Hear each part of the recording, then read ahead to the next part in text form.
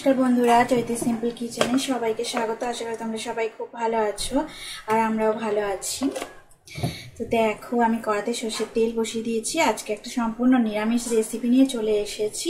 তো খুব সুন্দর অসাধারণ রেসিপি, তোমরা অবশ্যই দেখো, ভালো লাগবে। আর তার আগে বড়দের প্রণাম আর ছোটদের ভালোবাসা জানিয়ে আমি আমার রেসিপি শুরু করলাম। আর দেখো, সর্ষের তেলটা গরম হয়ে গেছে আর আমি কালো জিরে ফোড়ন দিয়ে দিলাম। দেখো, আমি টুকরো করে কাটা কুমড়ো দিয়ে দিচ্ছি। আজকে একটা একদম অন্যরকম একটা রেসিপি বানাবো, আশা করি তোমাদের ভালো লাগবে।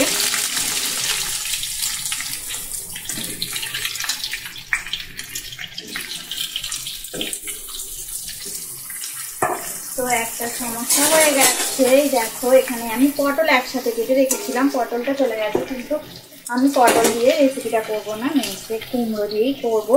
তো আর কি কি দেবো সবই তোমাদের সাথে শেয়ার করবো, তোমরা দেখতে থাকো, ভালো লাগবে তোমাদের আশা করি। দেখো, শুধু কুমড়ো দিয়ে আর কি দেবো এতে কিছুক্ষণ বাদেই তোমরা দেখতে পাবে। তো আমি দেখো ভালো করে নাড়াচাড়া করে আগে সুন্দর করে ভাজা করে নিই কুমড়োটা। দেখো, কয়েক টুকরো আলু আমি দিয়ে দিচ্ছি, একটা ছোট সাইজের আলু এভাবে আমি টুকরো করে দেখো দিয়ে দিলাম। আর দেবো এবার কাঁচা লঙ্কা, দেখো একটা কাঁচা লঙ্কা দিয়ে দিলাম। তো ভালো করে নাড়াচাড়া করে ভাজা করে নিচ্ছি, সুন্দর করে একটু লাল করে ভাজা করে নেব। তো তারই মধ্যে আমি হলুদ গুঁড়ো আর নুনও দিয়ে দেবো। তো দেখো, তোমরা দেখতে থাকো, রেসিপিটা ভালো লাগবে, নিরামিষ রেসিপি। তো এই দেখো, আমি 1 চামচ হলুদ গুঁড়ো দিয়ে দিলাম। আর দেখো 1 চামচ লবণ দিয়ে দিলাম। মিডিয়াম ফ্লেমে রেখে আমি রান্নাটা করে নিচ্ছি।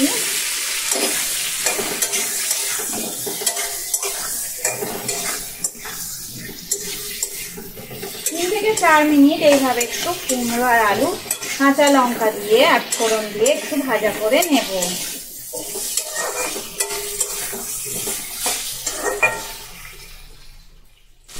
দেখো 3-4 মিনিট ভাজা হয়ে গেছে। এবার আমি কি দিচ্ছি ভালো করে দেখছি না। দেখো, এই যে দেখো কাঁঠাল দানা আমি ছোট ছোট টুকরো করে কেটে রেখেছি, এগুলো কিন্তু একদম কাঁচা কাঁঠাল দানা, সিদ্ধ করা নেই। আমি কিছু দিন রোদে দিয়েছিলাম, 2 থেকে 3 দিন ভালো করে কড়া রোদে আমি কাঁঠাল দানাগুলো পরিষ্কার করে ধুয়ে দিয়ে দিয়েছিলাম। তো এইভাবে সুন্দর করে কাঁঠাল দানা রেসিপি কারা কারা খেয়েছে অবশ্যই কমেন্ট করে আমাকে জানাবে। কুমড়ো আলু দিয়ে কাঁঠাল দানা তো দারুণ খেতে লাগে। চলো আমি দেখি বানাতে থাকি আর তোমরা আমার সাথে থাকো।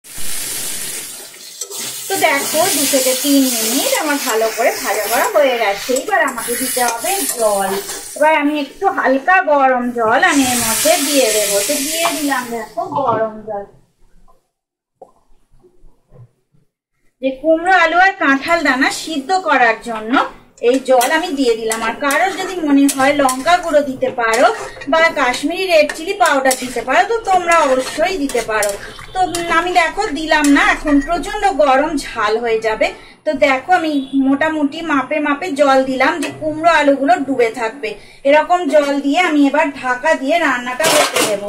তো এবার ঢাকা দিয়ে আমি দেখো কিছুক্ষণ মিডিয়াম ফ্লেমে রেখে আমি 5 মিনিটের জন্য রান্নাটা করতে থাকবো, তোমরা দেখতে থাকো। চল, তো এদিকে দেখো আমি ঢাকাটা খুলে দিয়েছি। তো এই যে দেখো কুমড়ো আর আলু দেখো চচ্চড়িটা যে রান্না হচ্ছে,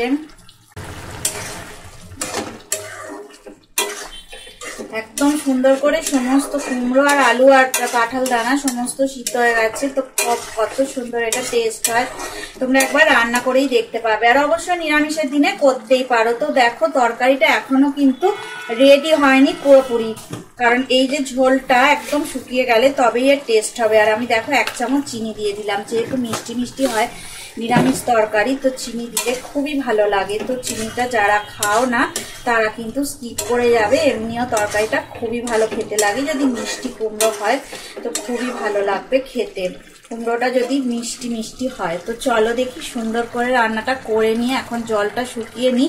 আর 2 থেকে 3 মিনিটের মধ্যে জল শুকিয়ে যাবে আর এই যে সুন্দর করে রান্নাটা একদমই রেডি হয়ে যাবে। আমি হাই ফ্লেমে রেখে দিয়েছি জলটা শুকানোর জন্য। তো দেখো আমার দেখো জলটা শুকিয়ে গেছে, এই যে দেখো একদম রেডি হয়ে গেছে, এই যে জল একদম নেই। আর আরো ঠান্ডা হলে আরো গ্রেভি গ্রেভি মানে একদম এগুলো থাকবে না, আর সমস্ত মশলা সমস্ত কিছু ঢুকে গেছে এর মধ্যে। আর চিনি দিয়েছিলাম, খুবই সুন্দর ভাবে কুমড়োটা দেখো একদম গায়ে গায়ে হয়ে গেছে। আর এই তরকারিটা এইরকম ভাবে খেতে অনেক ভালো লাগে, তোমরা অবশ্যই বাড়িতে একবার হলেও বানাবে, দারুণ খেতে লাগবে। তো চলো দেখি, রেসিপিটা একদম রেডি হয়ে গেছে, এবার আমি অফ করে দেবো গ্যাসটাকে। কুমড়ো আলু কাঁঠাল দানা দিয়ে এই সুন্দর সবজিটা, তোমাদের রেসিপিটা যদি ভালো লেগে থাকে অবশ্যই লাইক দেবে, শেয়ার করবে আর কমেন্ট করে আমাকে জানাবে তোমাদের কেমন লাগলো। তোমরা সবাই ভালো থাকো, সুস্থ থাকো, আর আমার রেসিপি এভাবে দেখতে থাকো। এতক্ষণ ধরে রেসিপিটা দেখার জন্য তোমাদেরকে অনেক অনেক ধন্যবাদ। আজকের মতো টাটা, পরে আবার অন্যদিন নতুন রেসিপি নিয়ে দেখা হবে। আর পুরনো বন্ধুদের তো অনেক অনেক ধন্যবাদ আমাকে এগিয়ে নিয়ে চলার জন্য। আর নতুন যারা বন্ধু আছো আমার চ্যানেলটা সাবস্ক্রাইব করে আমার পাশে থেকো। আজকের মতো টাটা।